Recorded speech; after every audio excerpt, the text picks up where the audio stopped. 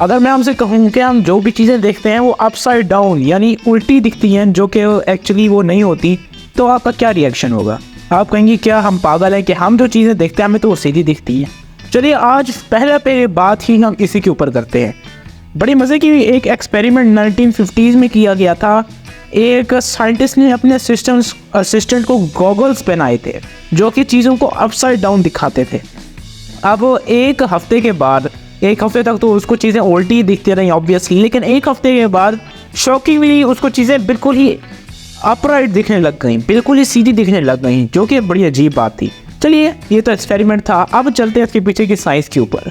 हम जो भी चीज़ देखते हैं वो हमें उल्टी इसलिए दिखती है क्योंकि हमारी जो आई है उसका जो कॉर्निया है वो बेंड है, जो जिसके बेंड होने की वजह से जो भी लाइट रेज एंटर होती हैं वो भी बेंड हो जाती हैं और इमेज उल्टी बनती है। लेकिन हमारा ब्रेन भी एक चीज़ है जो कि हमारी पूरी बॉडी को कंट्रोल कर रहा है। वो समझ जाता है कि ये पिक्चर उल्टी है और वो उसको रिवर्ट करके फिर ही सीधा कर देते हैं। यानी कि आप इसकी एग्जांपल इस चीज़ से ले सकते हैं कि आप अपना मोबाइल उल्टा करके कोई पिक्चर बनाएं और उसको बाद में रोटेट करके ऐसे कर दें, क्योंकि आपको पता है कि ये पिक्चर उल्टी है। इसी तरीके से आपका ब्रेन भी जो पिक्चर आपकी आईज लेती हैं उसको अपसाइड डाउन से अपराइट कर देता है। आई हमारे सबसे सेंसिटिव ऑर्गन्स में से एक है और आई को इतना सेंसिटिव ऑर्गन होने की वजह से इसकी प्रोटेक्शन भी उतनी ही ज़्यादा होनी चाहिए। तो हमारे ब्रेन ने मिलियंस ऑफ ईयर्स तक एवॉल्व होते होते एक ख़ास फार्मूला देख लिया जो कि आप आज देख सकते हैं। हमारी हाफ आई जो है वो तो हमारा स्कल ही प्रोटेक्ट कर लेता है बोन्स के ज़रिए। अगर हम अपनी अगली आई को देखें तो उसके अंदर स्वेट डर्ट जाने का खतरा होता है जो कि हमारी आईब्रोज कवर कर लेती हैं। अब ये एक जीनियस बात है जो कि हमारे ब्रेन को मिलियंस ऑफ ईयर्स के बाद पता चली है कि हमारी आई और किस बेहतर तरीके से प्रोटेक्ट हो सकती है। और आगे भी जैसे जैसे इंसान एवॉल्व होता जाएगा और बेहतर फीचर्स आते जाएंगे हमारी आई के प्रोटेक्शन में। ये चीज़ बहुत ही शॉकिंग लगी मुझे जब मैं भी ये वीडियो अभी मैंने नहीं बनाई थी। और वो ये बात ये है कि हम ये समझते हैं कि हमारे आगे जो भी चीज़ है हम उसको देख सकते हैं, लेकिन एक्चुअली हम सबका एक ब्लाइंड स्पॉट होता है जो कि बिल्कुल ही ब्लैक होता है। वहाँ पर हम एक्चुअली देख ही नहीं सकते, वहाँ पर हमारी आईज उसको डिटेक्ट ही नहीं कर सकती उस जगह से लाइट आने को।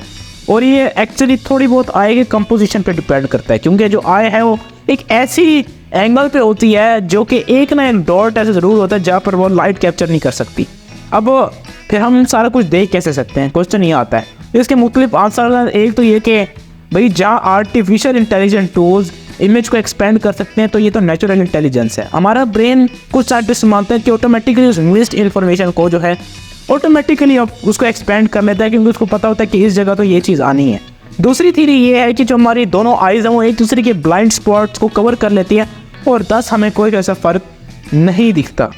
लास्ट में हम ये बात करते हैं कि अगर आपने कोई मूवीज़ देखी हो जो कि बड़ी एडवांस्ड बनाई गई हैं, यानी कि एडवांस टेक्नोलॉजी पे, तो आप देखेंगे कि वहाँ पर आयरिस मतलब एक स्कैनिंग होती है, आयरिस स्कैन्स होते हैं, फिंगरप्रिंट स्कैन्स नहीं होते। हालांकि फिंगरप्रिंट तो हर इंसान का मतलब एक अलग अलग होता है, एक दूसरे कोई भी मैच नहीं होते फिंगरप्रिंट, जो कि ज़्यादा सिक्योर लगता है। तो आए तो वही सबकी एक जैसी दिखती है, लेकिन मज़े की बात है कि फिंगरप्रिंट से भी कई गुना ज़्यादा सिक्योर होते हैं आयरिस यानी आइज़ के स्कैन्स।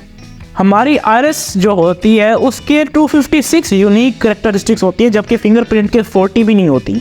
यानी कि आप सोच ही सकते हैं कि हमारे जो आइज़ होती है वो कितनी ज़्यादा यूनिक होती है, हालांकि हम कोई फ़र्क हो सकता है ना देख सकते हो।